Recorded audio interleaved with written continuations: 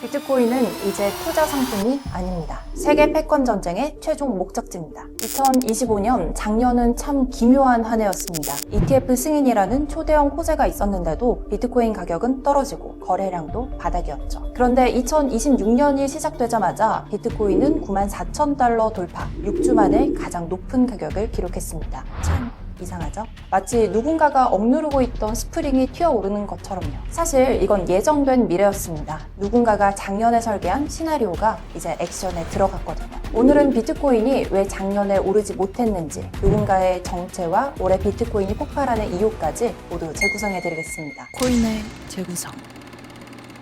최근 미국의 베네수엘라 공습, 마두로 체포까지 겉으로는 치안 강화, 독재 정리로 보이지만 비트코인 입장에서는 완전히 다른 이야기입니다. 지금 세계에서 일어나는 에너지, 돈, 기술 싸움이 비트코인으로 이어져 있거든요. 베네수엘라는 세계에서 가장 많은 원유를 가진 나라입니다. 지금까지 그 원유는 중국, 러시아, 인도 같은 국가들이 싸게 가져가면서 엄청난 이익을 챙겼는데요. 그런데 미국이 이 원유 흐름을 다시 가져오겠다. 갑자기 개입을 한 겁니다. 왜냐하면 원유는 단순히 기름이 아니라 전력, AI, 채굴, 데이터 센터, 금리, 인플레까지 모두를 연결하는 핵심이거든요. 전력을 확보한 나라가 AI를 지배하고 AI를 지배하는 나라가 금융을 지배하니까요. 심지어 비트코인의 뿌리도 전력이죠. 에너지를 장악하게 되면 비트코인도 장악할 수 있게 되는데요. 그래서 지금 에너지 패권 전쟁은 사실상 비트코인 네트워크의 보안과 채굴 주도권 싸움입니다. 두 번째는 물가 안정과 유동성입니다. 트럼프가 경기 부양을 위해 유동성 확대를 추진하고 있는데요. 돈을 풀려면 물가가 먼저 안정돼야 하고 물가 잡기의 핵심은 기름값을 잡는 겁니다. 그리고 시장에 돈을 풀기 위해 달러를 찍어내는 과정에서 비트코인의 가치는 자연스럽게 올라가죠. 지금 세계는 원유를 누가 쥐느냐, AI를 누가 확보하느냐, 전력을 누가 통제하느냐는 세 가지가 동시에 충돌하는 시점에 와 있습니다. 그리고 이 모든 퍼즐은 결국 비트코인으로 모입니다. 비트코인은 얼마 전까지만 해도 답답한 박스권에 갇혀 있었습니다. 심지어 작년 ETF 승인이라는 초대박 호재에도 가격은 하락했고 거래량도 바닥을 기고 있었죠. 많은 사람들은 4년 반감기다, 비트는 망했다, 부정적인 뉴스를 갖다 붙이기 시작했습니다. 하지만 지금 보시는 것처럼 가격이 움직이지 않았던 진짜 이유는 비트코인이 망해서가 아니라 큰손들이 의도적으로 눌러놓았기 때문이죠. 2025년 하반기 금융시장은 충격의 연속이었습니다. 미국 국채금리는 4.9%에서 5.1%까지 치솟았고 부동산, 채권, 주식시장까지 동시에 흔들렸습니다. 기관들은 비상시를 대비하기 위해 성금 확보를 최우선 전략으로 삼았는데요.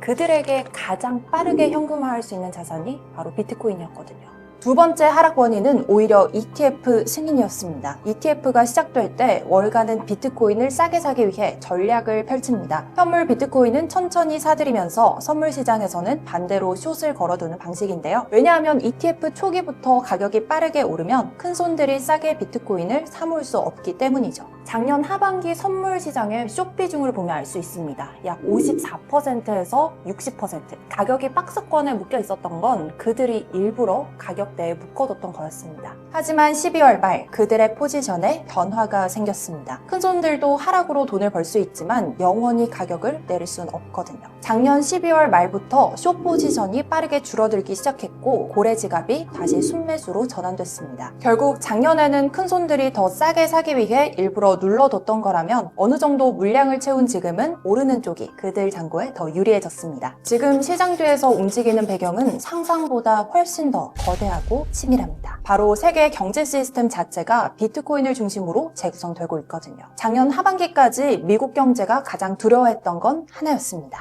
물가. 물가가 잡히지 않으면 금리를 내릴 수 없고 금리를 내리지 않으면 유동성을 풀 수 없죠. 그리고 이 영향이 비트코인까지 번져 있었습니다. 하지만 올해부터 상황이 바뀌었죠. 전 세계 원유 공급이 안정 구간에 들어온 건데요. 베네수엘라, 이란, 사우디, 중동 남미 긴장이 조금 완화되면서 국가 유가가 크게 뛰지 않았고 미국 소비자 물가 압력도 줄어들었습니다. 미국은 물가가 안정되면 가장 먼저 생각하는 게 금리 인하입니다. 미국 연준은 이미 2026년까지 총 2회에서 3회의 금리 인하를 공식적으로 언급했습니다. 그리고 돈이 풀리기 시작하면 가장 먼저 움직이는 자산은 비트코인입니다. 왜냐하면 주식은 기업 실적이 부동산은 금리 민감도가 높은 반면 비트코인은 유동성이 들어오기만 하면 상승 흐름을 가져갈 수 있거든요. 올해 미국의 방향이 달라졌습니다. 전략적 선택 변화로 볼 수 있죠. 금 가격은 이미 사상 최고가를 넘어서면서 미국의 달러 패권을 위협하기 시작했습니다. 게다가 금의 실물 보유량을 정확히 검증하자는 요구가 커지고 있습니다. 심지어 70년간 거부하고 있는 포트녹스 금고를 공개하라는 정치적 압박까지 받고 있습니다. 이제는 안 하는 게 아니라 못하는 여론이 만들어지고 있습니다. 만약 금이 충분하지 않는 사실이 드러나면 어떻게 될까요? 가장 먼저 달러가 바로 흔들릴 겁니다. 글로벌 금융시장 역시 충격을 피할 수 없죠. 미국은 이런 상황을 절대 용납할 리가 없습니다. 그래서 대체 자산이 필요했습니다. 달러 시스템을 보완하면서 미국이 통제할 수 있는 자산.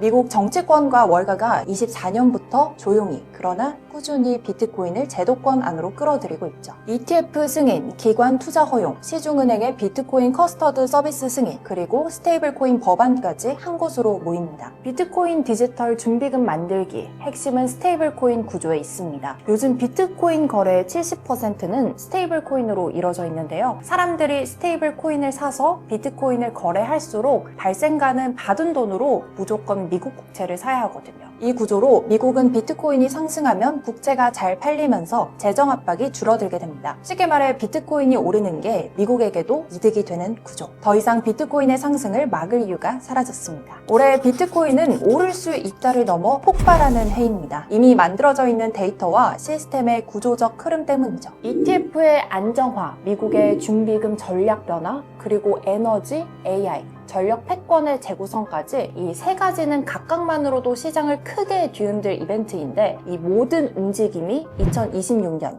한 해에 일어나고 있습니다. 전 세계 경제 구조가 비트코인을 중심으로 다시 배열되는 올해, 그 설계도가 현실이 되는 첫 해입니다. 과거 비트코인 상승은 대부분 기대감에서 시작됐습니다. 정책 기대, ETF 승인 기대, 반감기 기대 같은 스토리가 먼저 퍼지고 그 기대가 가격을 끌어올리는 방식이었죠. 하지만 이번 상승은 완전히 다릅니다. 기대가 아니라 필요해서 출발하고 있습니다. 지금 미국의 금융 시스템은 비트코인을 필요로 합니다. ETF 역시 비트코인이 안정적으로 유입되어 유지할 수 있고 스테이블 코인 발행사들도 담보 안정성을 위해 비트코인 보유량을 늘릴 수밖에 없죠. 심지어 에너지 산업과 AI 패권 경쟁에서도 비트코인은 빠질 수 없는 요소가 되었습니다. 전력 수요가 폭발하는 AI 산업은 남은 전력의 효율적인 흡수처가 필요하고 그 역할을 수행할 수 있는 건 보정된 발행량과 높은 채굴 인센티브를 가진 비트코인 채굴 구조뿐입니다. 올해는 ETF, 기관자금, 정부 전략, 에너지 구조 변화까지 총체적인 판이 맞춰지고 있습니다. 이 구조가 완성되면 가격은 뒤늦게 따라오는 결과일 뿐이죠. 우리는 이제 비트코인이 아니라 세계가 움직일 때 나는 준비되어 있는가를 생각해야 합니다. 오늘은 비트코인이 오를 수밖에 없는 이유, 그리고 그 배경에 있는 구조적 변화들까지 재구성해봤는데요. 시장이 앞으로 어떻게 흘러갈지 계속 다뤄드리겠습니다. 여러분의 구독과 좋아요는 저에게 큰 힘이 됩니다. 다음에 또 만나요. 코인의 재구성.